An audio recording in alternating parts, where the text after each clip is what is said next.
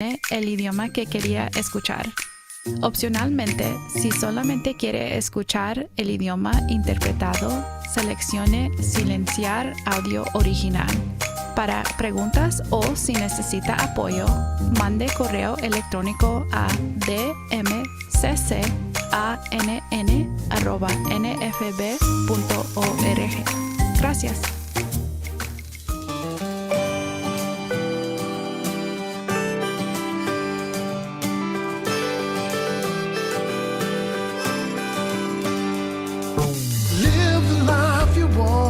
Nobody can stop you. Shoot for the sun and break on through. So you're blind, you'll be fine. We got good news. You can live the life you want. Yes, we know the truth. Grab a cane, get trained. Gotta get moving. Make a change on a wage. That's what we're doing.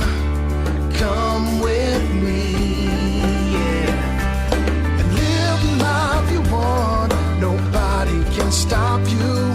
Shoot for the sun and break on through. So you're blind, you'll be fine. We got good news. You can live the life you want. Yes, we know the truth. You and me and a bee, let's dream together. And it be you and me, lives on forever. You will see, yeah. You can live the life you want. Nobody can stop you. Shoot for the sun and break on through. So you're blind, you'll be fine. We got good news. You can live the life you want. Yes, we know the truth. You can live the life you want. Yes, we know the truth. Yeah. You know the truth.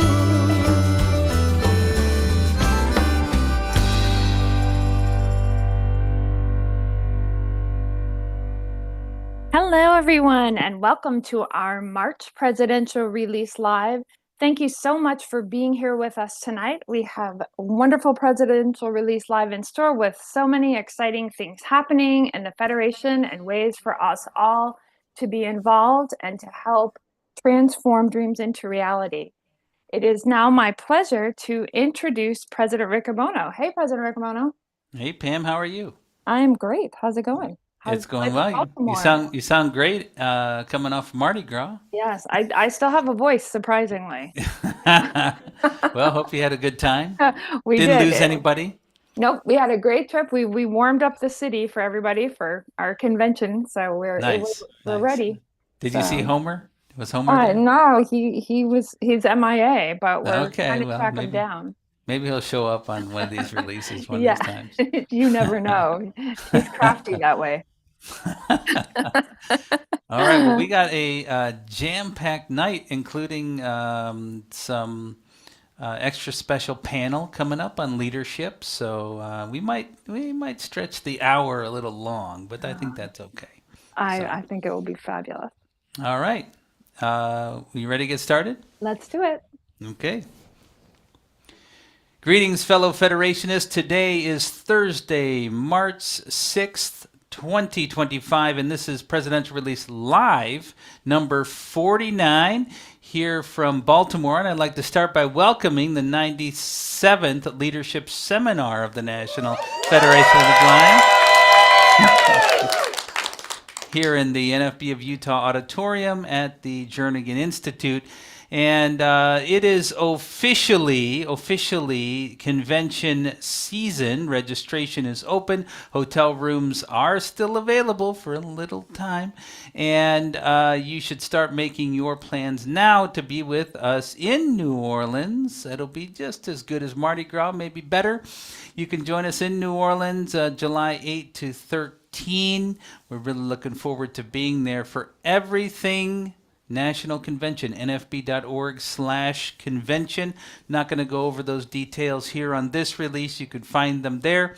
And you can also find them in the chapter meetings in your local community on the presidential release recording there and in the Braille Monitor. Now, this evening, in addition to hoping to have some time to answer questions, although we do have a lot of things to talk about, we're going to have a special panel on leadership and leadership in the Federation specifically. So just a reminder that you can share questions you might have for me or for our leadership panel, communications@nfb.org. Now, before I share the busy month that we've had in the last few weeks, it feels like more than a month, I want to talk to you about my perspective on some current happenings and the times we're living in. 60 years ago, Bob Dylan wrote a song which is probably the most well-known song in his catalog.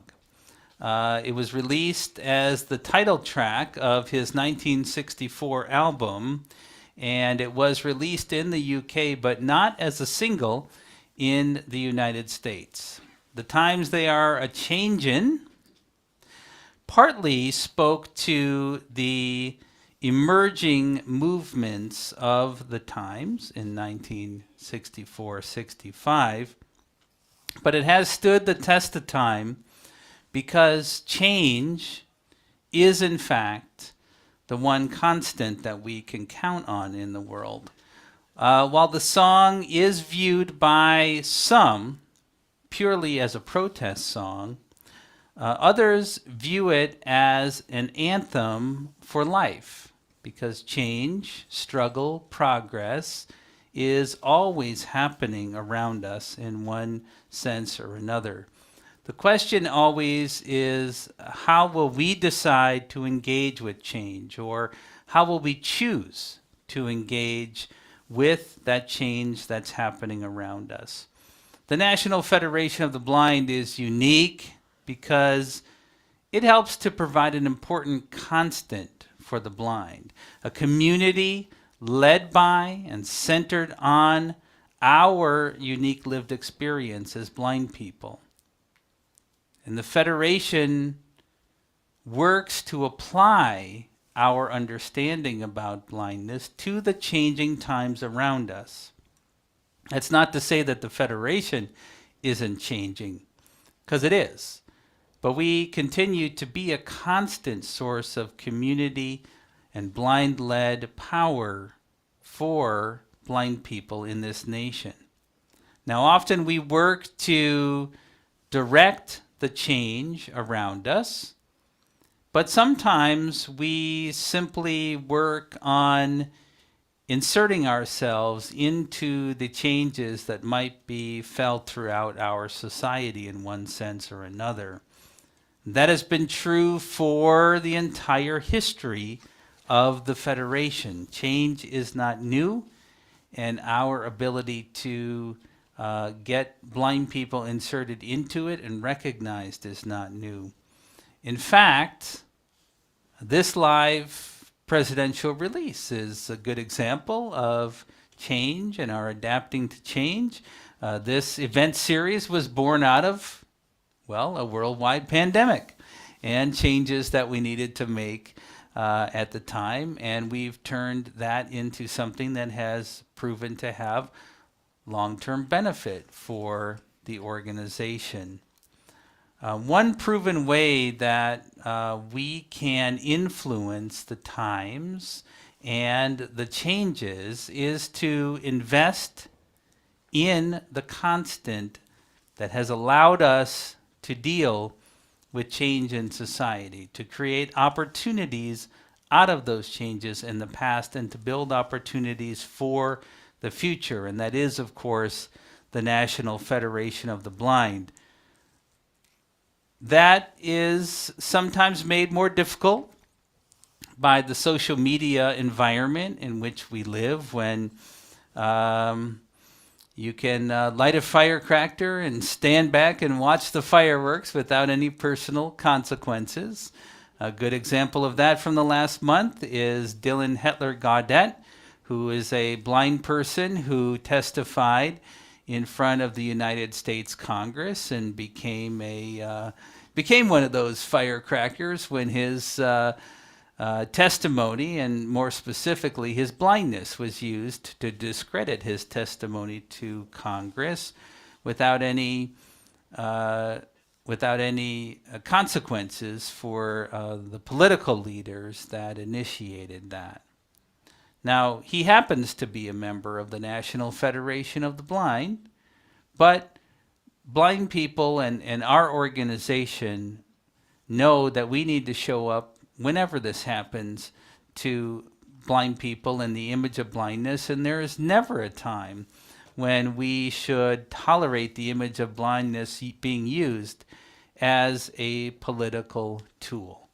Our role in the Federation is to advance the cause of blind people, and we show up to do that, even in very changing times. It's important that we continue to speak up against the actions that we feel are harmful to blind people, or the programs that we use to enhance our own futures and use our own self-reliance to advance our independence and participate fully in society. While the times they are a-changin', I find the Federation to be an important constant and a source of hope for myself, and I hope you find that same source of inspiration. Many people speculate about why Dylan wrote the song he did at the time that he did, and what motivated the writing of his song. Dylan simply said at the time that he wrote the song because it was what the people wanted. I know for sure that for blind people, the work of the Federation is what blind people want, because that's who we are and what we do. And we should continue to lean into that. So I encourage all of us to lean in to contributing to this movement and the hope it provides to blind people. I also encourage us to stay focused on the things that we can change in society. Your active participation in our movement is what makes it possible and effective to do what we do. So I want to thank you for that and ask you to continue the commitment even while these times are changing. And by the way, the times are always changing. That's my perspective for this meeting, and I hope that you will contribute yours by sharing your ideas about how we continue to build a movement in these ever-changing times. Now, I said it feels like it's been more than a month, the last month, and I just have a whole stack of things that we've been making great progress on in the last month, which is part of the reason. And the first is our Blind Americans Return to Work Act, which was introduced in the 119th Congress on Monday, February 10th. The bill number is H.R. 1175. This was introduced by the sponsor, Representative Pete Sessions of Texas. We gave him an award at our Great Gathering In meeting. So thanks to Congressman Sessions for stepping up and meeting the spirit of that award and continuing his work on our behalf in the 119th Congress. The lead co-sponsor for this bill is Representative Kwasi Mfume from Maryland's 7th Congressional District. Well, that's right where this building is, actually. So thank you to these gentlemen for leading the way. We have a growing number of co-sponsors from both parties supporting this bill, so we should keep up the momentum. Just as a reminder, this bill eliminates the Social Security disability earnings cliff by instituting a 2-for-1 phase out. You can read more details about that on our website, and we've talked about it here in these meetings before. Also, we're very happy to announce that we have successfully introduced the Access Technology Affordability Act in the 119th Congress on Monday, February 24th. The bill number is H.R. 1529. The sponsor of the bill is Representative Mike Kelly of Pennsylvania, and the lead co-sponsor is Representative Mike Thompson from California. Similar situation, we have a growing number of co-sponsors from both parties on this bill, which I think is a great advantage to us here. This bill would create a $2,000 refundable tax credit for the purchase of qualified access technologies for the blind. Great progress coming out of our Washington seminar, but we need to keep up the momentum. So please continue to talk to your members of Congress about these bills. I got some asks coming up for you a little later about things we need to talk to Congress about as well. But congratulations to the Federation on a month well done. I think that deserves applause. The audience is a little hesitant, you know. I do want to talk to you about a deadline that's coming up tomorrow, and that is to register for our Jacobus Tenbrook Disability Law Symposium. This is the leading disability law conference in the United States. It will be happening in this building here, NFB Jernigan Institute in Baltimore, from Thursday, March 20th to Friday, March 21st.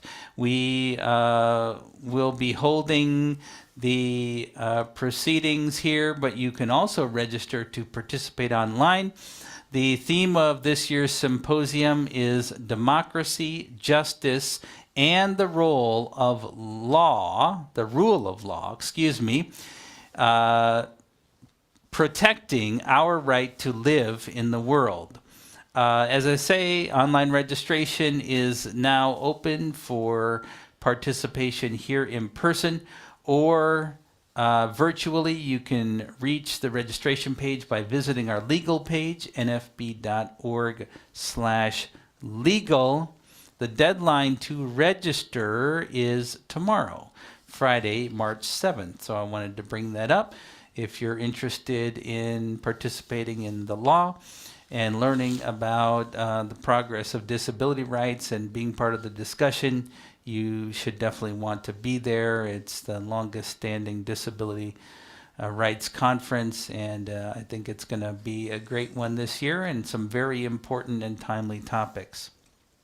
Now, our advocacy and policy group has given me a travel tip for you, a travel tip. It's not something you get every release, and this travel tip has to do with rideshare companies. Oh, good. No booze. Okay. So our advocacy and policy group says, generally speaking, both Lyft and Uber will apply a wait time fee if the driver has to wait for a passenger for more than 2 minutes. However, you can choose to self-identify as a person with a disability to both companies in order to have the fee waived. In the Lyft app, they suggest that the wait time fee waiver can be found under the Help tab in the accessibility settings. In the Uber app, the wait time fee waiver can be found in the Settings tab. So a little tip on wait times for you. Over the last month, we've had a lot of talk about the action that's been taken by 17 states to take action against the Rehabilitation Act. 17 states, and I'll give you them here. They are Alaska, Alabama, Arkansas, Florida, Georgia, Indiana, Iowa, Kansas, Louisiana, Missouri, Montana, Nebraska, South Carolina, South Dakota, Texas, Utah, and West Virginia. These 17 states have sued the federal government regarding updated regulations that add gender dysphoria to the federal definition of disability under Section 504 of the Rehabilitation Act.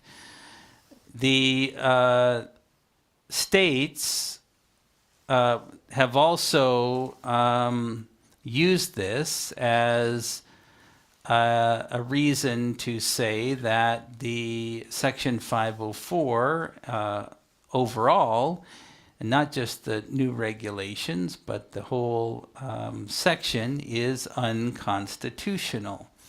As a reminder, Section 504 of the Rehabilitation Act requires that entities that receive federal funding, such as schools and hospitals, cannot discriminate on the basis of disability.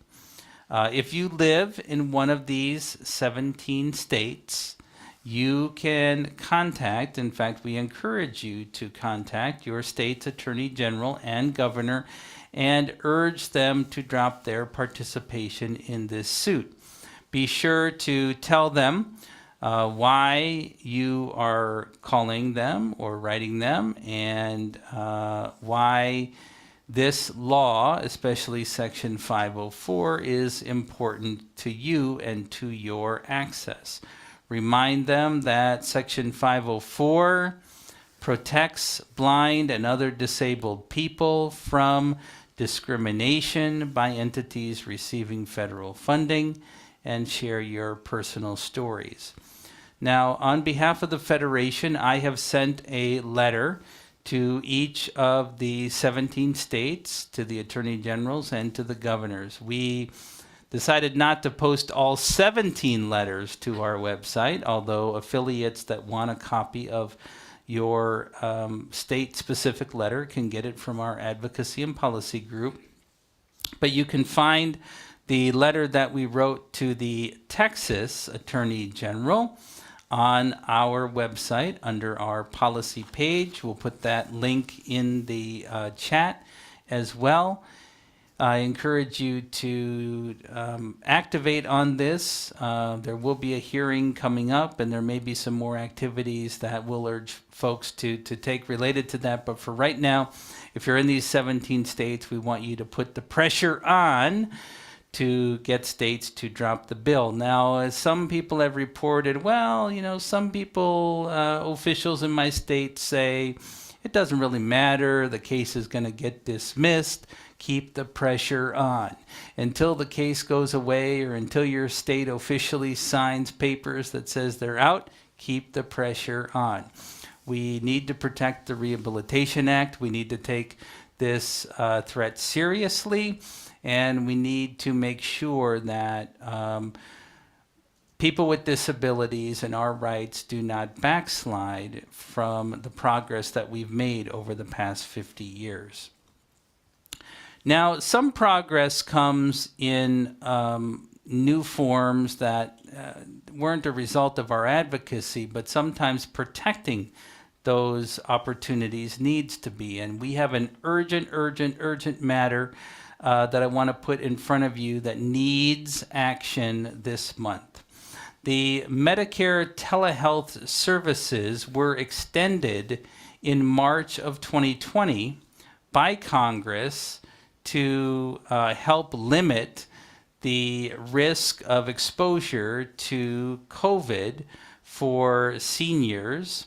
And since that time, Congress has extended the use of telehealth in the Medicare program. Without Congress taking action this month, if nothing happens this month, the telehealth provisions will expire at the end of March. I have sent a letter to all members of Congress, all 535 members of Congress this week, encouraging that this provision be made permanent and that the telehealth services be made permanent for federally qualified health centers under the Medicare program. We know that this particularly has an impact on individuals who live in rural communities, but of course, as blind people, we can relate to the difficulty of accessing transportation to get to medical facilities, and also we know that this telehealth provision disproportionately harms individuals who are low income. Congress can do something about this. We also know that many doctors and health professionals support telehealth as it allows them to better work with patients. It saves costs. We know that it saves patients cost and energy that could have an impact on their health. This will impact a number of blind people who are dealing with serious health conditions right now. If you contact your members of Congress and urge them to make this permanent, it will make a big difference. We think that we can influence this in the next month, but we only have a few weeks left. Please look for the letter on our website, again at the policy page. We will put the link here in the chat.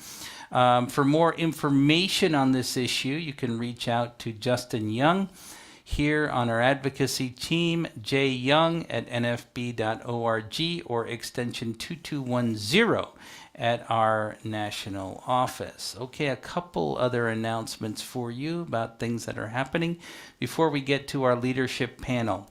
We know that federal employees with disabilities have been disproportionately affected by recent reductions in the federal employment sector. If you or someone you know is a federal worker who has been impacted by the government layoffs and is interested in learning about career opportunities through the National Federation of the Blind's Employment Initiatives program, please urge them, or if it's you, go ahead and do it yourself. Fill out our employment interest form to receive announcements, updates regarding career opportunities that we're going to be putting together with employer contacts that we have. We'd like to do what we can to help displaced federal employees who are blind. The interest form can be found at our website, nfb.org/employment. We will continue to work closely with our employment committee and our staff here to find opportunities to help displaced federal employees. I want to share a quick note from our deafblind division. They asked me to let you know that and remind you that they will be having an open Zoom meeting on Saturday, March 8th at 8 p.m. Eastern Time. The topics to be covered at the meeting include our national convention, the Museum of the Blind People's Movement, and a number of other topics. For more information about the meeting, you should contact Maurice Mines, president of the Deafblind Division. His email address is nfbdbpresident@mmines.org, mmines.org. Now, one final tip, and this comes to us from Jonathan Mosen, who says that members may have read in the tech news that Google plans to phase out text messaging as a method of two-factor authentication. when signing into your Google account. These stories say that instead, users will be asked to scan a QR code. We have reached out to Google to seek clarification regarding these stories and the procedures that it will be undertaking. And while we appreciate the need for data to be secure, we also insist on fully accessible login processes that are easy to use. We consider our relationship with Google to be constructive and expect to work with them to ensure the needs of blind people are fully taken into account when any changes are made. You should be aware of that. Stay tuned. We are working on it. Okay, I would like to now move to our leadership panel, which we're calling Leading with Love and Building Community. Like to invite, in addition to Pam, she's going to be a panelist, but also kind of help me co-moderate. We have the second vice president of the National Federation of the Blind from Utah, Everett Bacon, is here in the room. Hello, Mr. President. And we also have one of our national board members, the president of the NFB of Nebraska, Jamie Ritchie, is also in the room. Good evening. And then I'm hopeful that she's online because I haven't heard her yet, but is another board member, also the president of the NFB of Colorado, Jessica Beecham. Hello. Hey, all right, we're all here. And Pam's still here, right? Hi, I am. Okay, good. All right.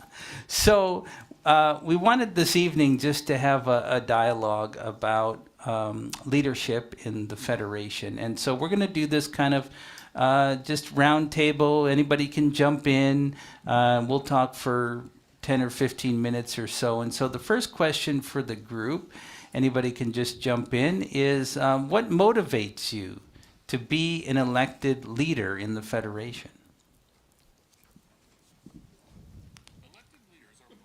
Beecham, I guess I can start. I am motivated to be an elected leader because we make a real difference in the lives of blind people. And I think now more than ever, with all of the times that are a changing that we have going on, it's just so important that we can band together and we can feel that as a group we can make our voices heard as blind people. And so it's just a real honor for me to be an elected leader and to have the trust of our community, both in Colorado and as a national board member, to be able to help to lead and shape our movement. And I'm motivated by the personal stories that I hear all the time of blind people that's lives are truly impacted by the NFB, and by all the people I know who are really out there living the lives that they want because of the work that we do.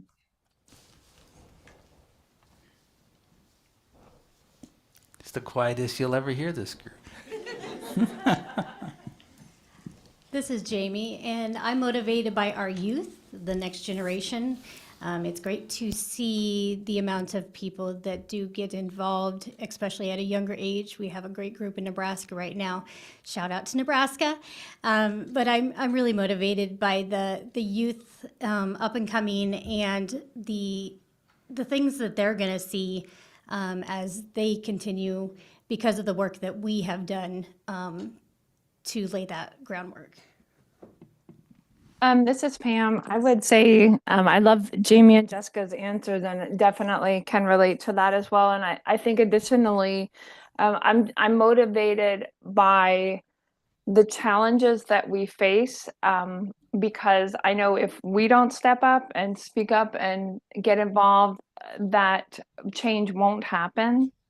And I know I'm also motivated by all of the different opinions and experiences and the diversity of our organization We have so much strength because of our diversity, and it gives us such a wide range to really make a difference on so many levels. And I would definitely agree. I am motivated by all of the members and the love, the hope, the determination I feel from all of them that I meet, whether back in my home state, but then as I go to different states as national representative, and then as I attend national convention in Washington, I see that hope, love, and determination all the time. I feel it, and it inspires me and motivates me.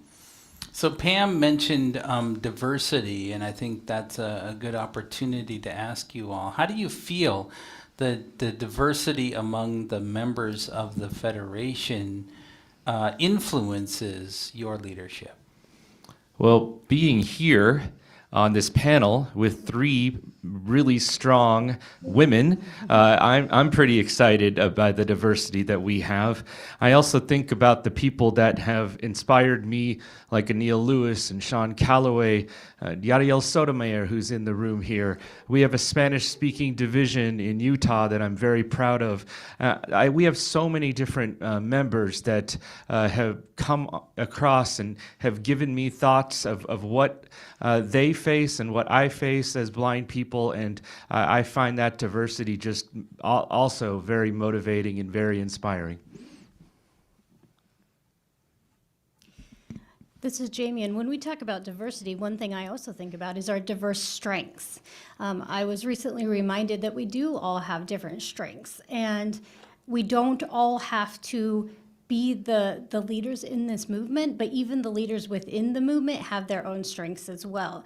And that's really great to see, that we want everybody to be a part of this movement, no matter what your strength may be or who you may be, that we want you to be a part of the NFB.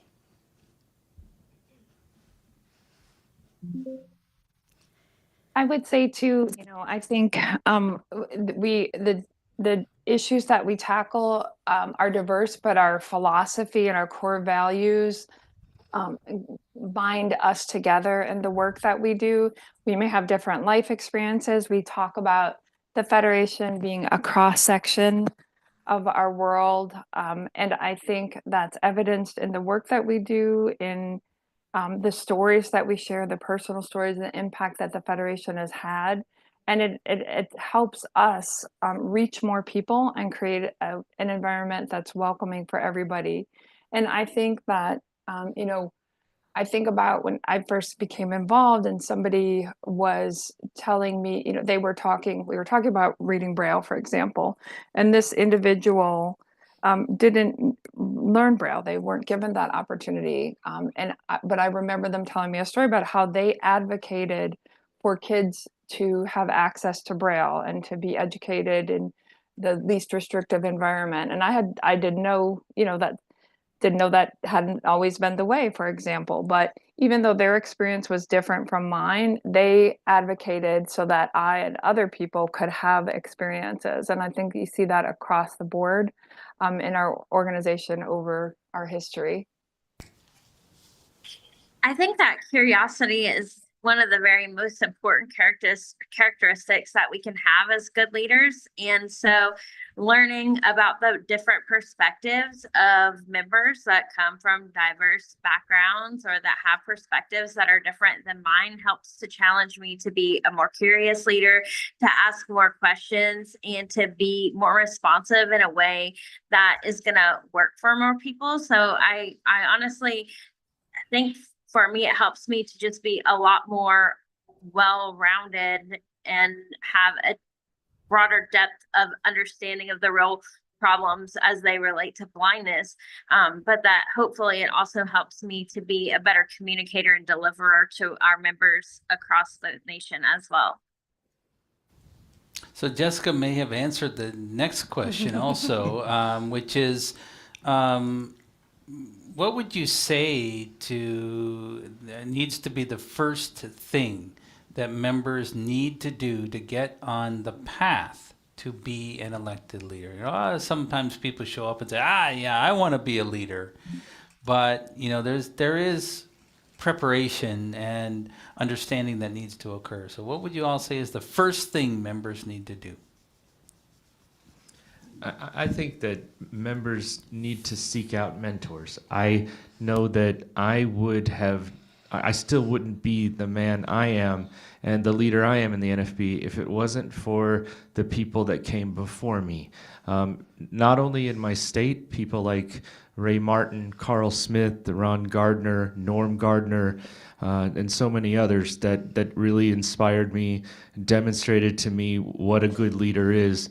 And then on a national level, people like Scott Labar, Dr. Maurer, President Riccobono, even though we came together later, he still inspires me all the time. And I think that kind of thing, if you are a young leader and young person that wants to get motivated into leadership, seek out mentorship and really learn from the people that have been doing this for quite some time.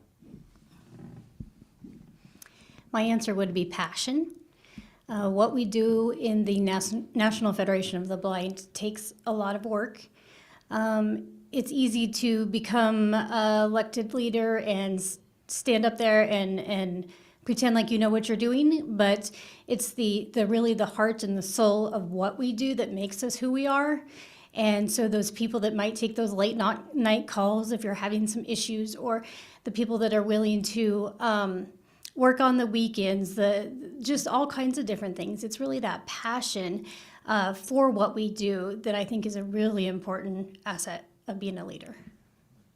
I agree with what everybody has said, and I would, again, stress building relationships, reaching out to people that maybe seem different, or their experiences are different than yours, or that you might say, oh, they're too young, they're too old, they're this, they're that, they're whatever it might be.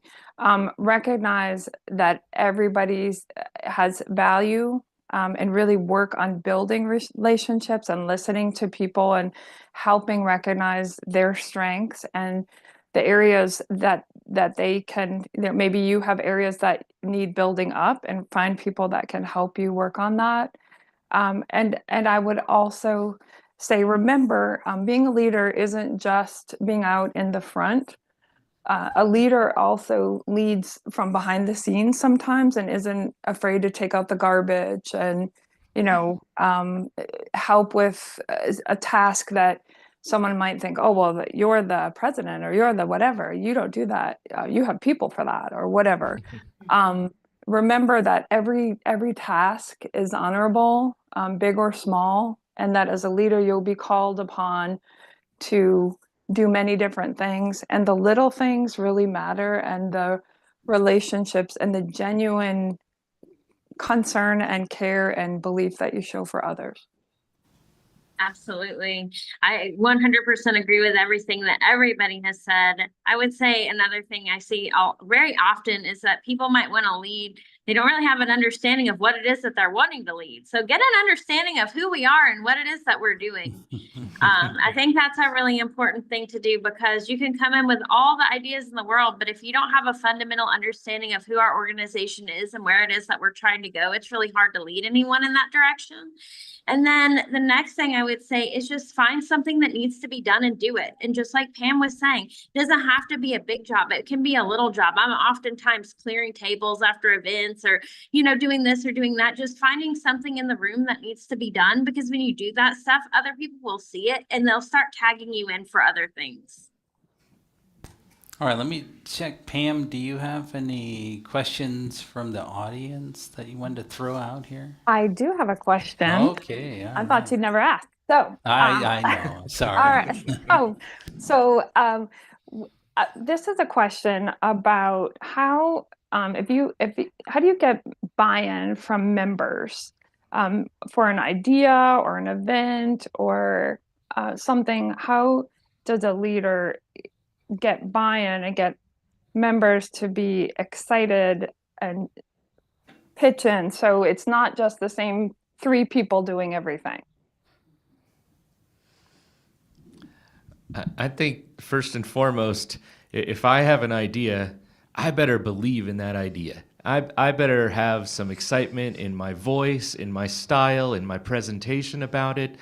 And then I also will probably test that idea ahead of time with a few people that I trust, before I bring it to the entire board or group. And you know, because if the few people that I trust, if they think it's a bad idea, they'll tell me. And but if they think it's a good idea, they'll support me. And I think that's really important. Once you do that, I think then when you present it to the group, really sell it by you know, showing the energy and passion that Jamie talked about. And I think also giving people jobs. We talk about that in the NFB a lot. If somebody has a job to do, they're going to be more involved in it and feel like they're a part of things. And so if you want them to buy into what you're doing, have them be part of the planning committee, or something real simple. Even start them out small, monitor how things are going, check in with them, make them feel like they are really a part of things going on, and that'll really help. The smallest jobs, like Pam was saying earlier, are sometimes the most important. Beecham, the only thing I think I would have to add to that is to just not be afraid that if an idea doesn't catch fire, to maybe drop it. It may just not be the right time or the right place for it. And that doesn't mean drop every idea that you have, but if something isn't catching a tremendous amount of energy, it's okay to move along to the next thing. It has to work for the crowd, right? Mm-hmm.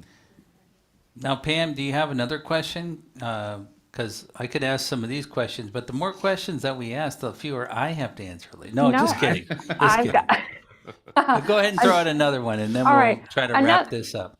Sure. Another question. This is, I think, a question that happens a lot. How do you as a leader deal with challenges or conflicts, situations that might be hard? How do you handle those and help people stay focused on our mission and our work together?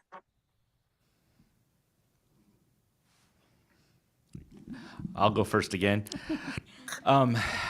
I think it's, you know, when I was a young leader, and anybody who knows me knows that I'm kind of a brash guy. I'm kind of loud and proud, and I think when I was a younger leader, I didn't always listen to what was going on when I was dealing with a conflict. I just jumped in and wanted to solve the problem, and I didn't really listen to what the problem really was, and listen to the situation and what you know that member might have been facing.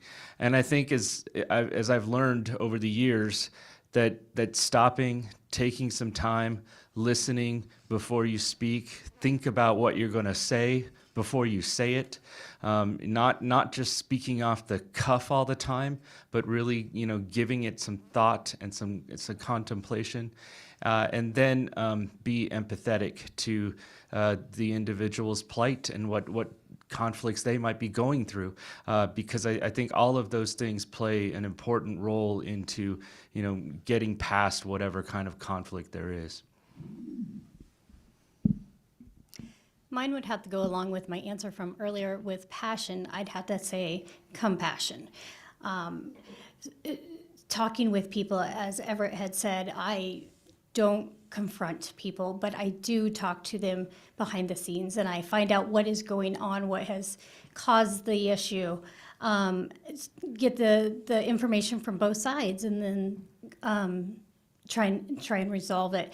But also to remember that we are in this organization because we all share one thing, and that is blindness.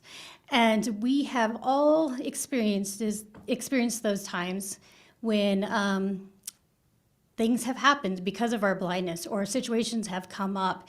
And so sometimes the people that have the disagreements or have things that come up, it's because they don't know how to handle it, because they've always been told what to do. And so sometimes just sitting down with people, talking with them, and finding out what's going on in their lives so that you can help them understand how to get past that.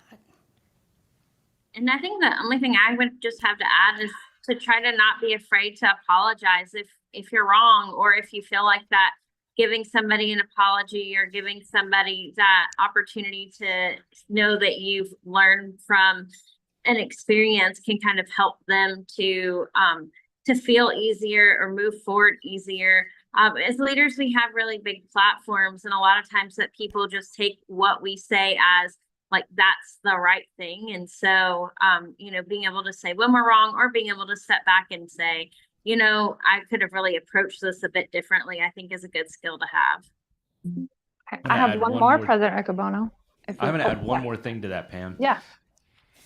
Think when you, it's not always the best idea to write or text your answer when you're dealing with a conflict.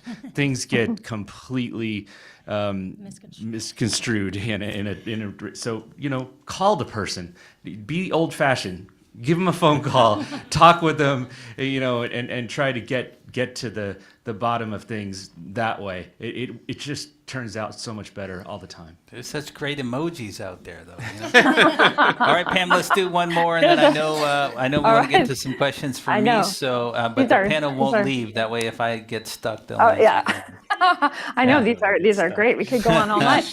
Okay, so this question is, how, as a leader, do you help our members understand the different the different ways to be involved, and how do we help our members understand that we are part of something bigger?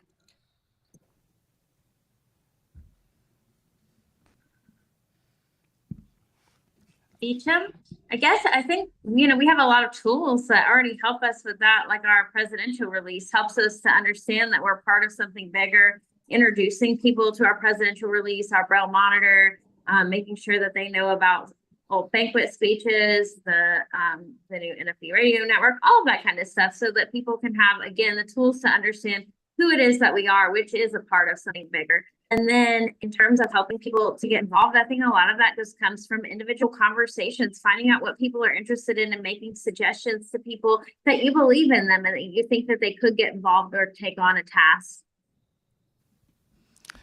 You go. Okay. I was going to say one of the best ways we can do that is what we're doing right now, and which is to listen to the presidential release. This gives us that connection to President Riccobono and things going on across the country. And it is very important that we play the releases every month at our chapter meetings, at our division meetings, whatever it may take, so that people know that we are a part of a bigger organization. The building that we're in right now for this presidential release live is our building. This is our home. And I hope that everybody out there gets the chance to come visit this at some point. You don't have to be a leader. You don't have to be on the national board. Call them up, say, hey, I want to come for a visit. I want to come for a tour. There's a lot of different opportunities to get involved in different committees, seminars, things like that. But I think just knowing that, yeah, you might just be a chapter member. You might not be on any boards or anything yet. But that doesn't mean that your opinion doesn't matter, and that doesn't mean that you don't matter. We are all here together, and we're one big family. And I would just add to that, using words like we and us to describe the National Federation of the Blind, refraining from things like the national. No, we're all one family, no matter where we are in this movement. We're all together. We're all working for one common good, to do many great things for blind Americans. And that's something I'm really proud of, and that's something I really try to emphasize to people that I work with. The answer is always yes if there's a job available for you. It is. So thank you to our leadership panel. You're not going anywhere, but thank you. Let's give them a round of applause. I know Pam has some other questions, I'm sure. And I have a couple more notes here. So. I do. Excellent. Well, that was great. Love the discussion. Yeah. I have some questions, and I understand, President Riccobono, we also have a live question coming up here in a couple minutes, so get ready. So we have, this sort of ties into the leadership panel, but one question for you, President Riccobono, is what advice would you give to somebody who is interested in becoming a leader in the Federation? Well, I think it was Jessica who said, you have to learn who we are and why we do what we do. Um, I appreciate that many people come to this organization and they bring life experience and background from other places, and a lot of times that does have a benefit and application to who we are. But we are who we are, and you have to understand how the Federation works, why we have the processes we do, what our history is, where we have been, and why we've built some of the things that we have. Now, that's not to say that there aren't things that should change, but unless you understand the why, I think a lot of people get hung up on maybe chasing the wrong things, and it's really hard to be a leader when you don't really understand the organization that you're attempting to lead, or what motivates the people who are showing up at chapter meetings or affiliate conventions to do the great work that we do together. So I agree with Jessica on that point. You got to get to know the organization. Then once you do, to what Everett said, you put your own ideas to the test. Start putting your own ideas in, and you know what? Some of them are going to flop. That's a horrible idea. And if you can't get anybody behind it, maybe you should sit on it for a while. I was an affiliate president, and I would propose things to the affiliate board, and they'd say, well, we really like you, but that's a horrible idea. No, we're not selling that. And that's very helpful, because it's not, we're not running sole proprietorships. This is an organization where we all have some ownership. And so you have to start putting your ideas in the mix, so you also understand how to work with people to refine your own ideas to make them our ideas. Awesome. Thank you. That's excellent. And definitely great words of wisdom for sure. We have another question about, for individuals who don't live in one of the 17 states you referenced, how can they get involved and make sure they are helping to advocate? So that's a great question. You can certainly encourage and push things out to people who do live in those 17 states, whether it's through social media and that sort of thing. At the moment, we truly believe that the best place to apply pressure is in these 17 states. There may be other opportunities coming up, depending on which direction this case goes. I think the best thing right now, though, is to keep the energy focused on encouraging people to understand why this case is misguided in terms of targeting elimination of an entire disability legal framework that is the underpinnings of the Rehabilitation Act, but also the Americans with Disabilities Act, and encouraging people to write to their governors if they're in those states, their attorney general. And, the more that we put it out there in social media, the more that people in the media also get interested in covering it. So the more pressure, the better. As this case evolves, we do have some other strategies waiting in the wings, and we will definitely call on folks when that opportunity arises. But if you're not in those 17 states, you got a little more time than people in those 17 states to call Congress about Medicare. That's right. Always work to do. Now, this is a question related to the announcement about self-identifying in Lyft and Uber. The question is, does the driver know ahead of time that the person has a disability if they self-identify? If they've self-identified for the wait time exemption, I don't think so, but I don't exactly know the answer to that question. So I will ask the team to research that. That, of course, making that disclosure in the accessibility settings for the wait time is different than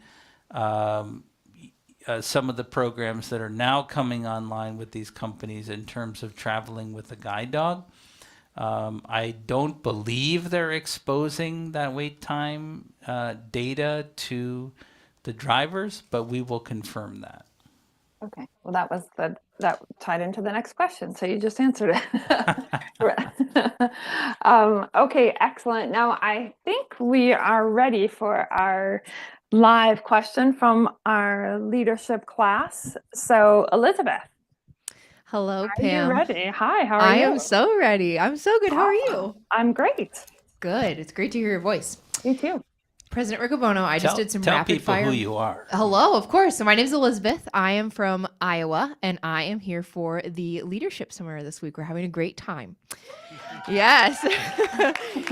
So I just did some rapid fire math, which is not my strong suit, and I count 123 days between us and National Convention, which simultaneously feels like a long time and not a long time.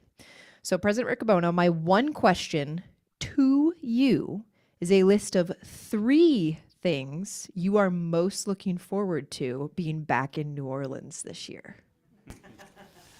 New Orleans specific? Well, I mean, first of all, it's getting the people of the Federation together. There's nothing like, that's the number one.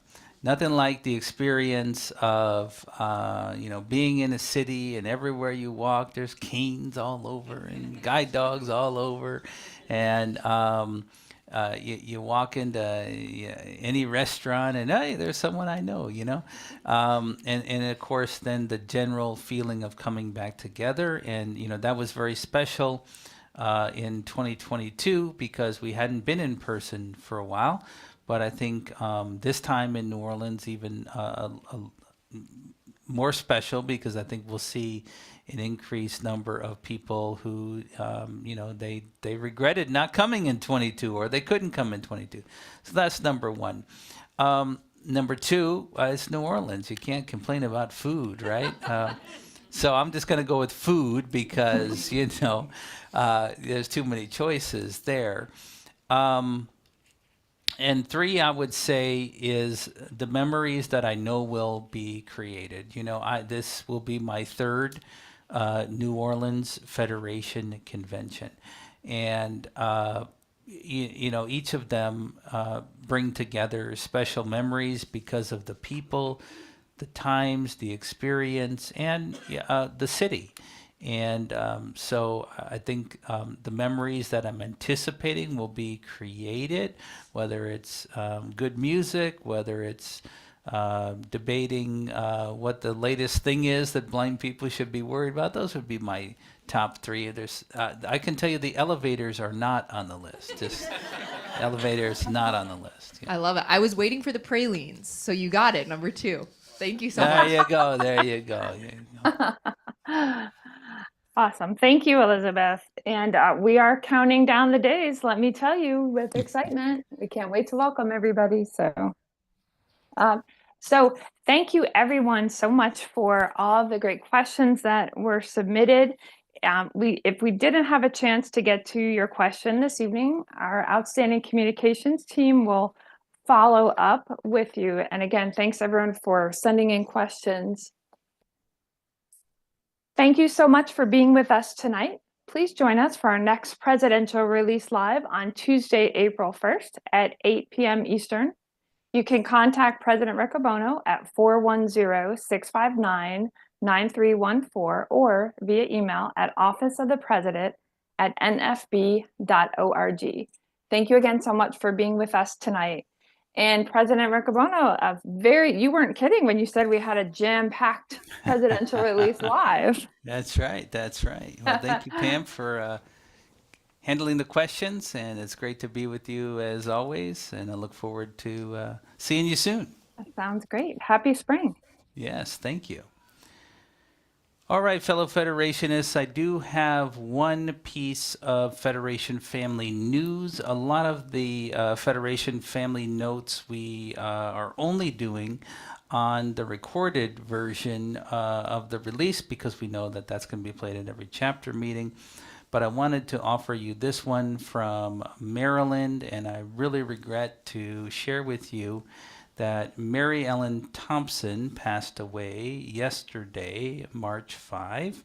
at age 76. Mary Ellen Thompson first got to know the National Federation of the Blind because she was employed in Mark Mauer's private law practice. She came to be an employee at the Federation later on, and is known by blind people all over the country from her work here at the national office, whether it was in our record center or with our youth programs or at conventions. Very active in the chapter meeting. She often helped out with childcare at our chapter meetings, so she helped to grow up a lot of the kids in the Baltimore chapter, and she will definitely be missed in the Federation community. And so I encourage you to keep Mary Ellen Thompson, her family, friends, and colleagues in your thoughts and prayers. That does bring me to the end of this Presidential Release Live. And based on the last month, I know that the next month is going to be even busier, and the convention will be here before we know it. So I want to thank you again for the work that you are doing and the efforts that you put into our movement. It makes all the difference. I do have some customary endings for us here on this release. Give this one to Pam. Pam, where do roses sleep at night? I don't know where. Well, in their flower bed, of course. Oh. And this looks like one. This looks like one for Jamie. What is Korn's favorite music? I don't know. Pop, of course. I think Everett can handle this one. Everett, why can't Thursday lift Saturday? I don't know why. Because it's a weekday. Let's go build the National Federation of the Blind. The preceding message was brought to you by Mark Riccobono, President, National Federation of the Blind, 410-659-9314. Office of the President at nfb.org. Follow President Riccobono on Mastodon. Just search for @president@nfb.social. Let's go build the National Federation of the Blind. All right, how much time do you need before we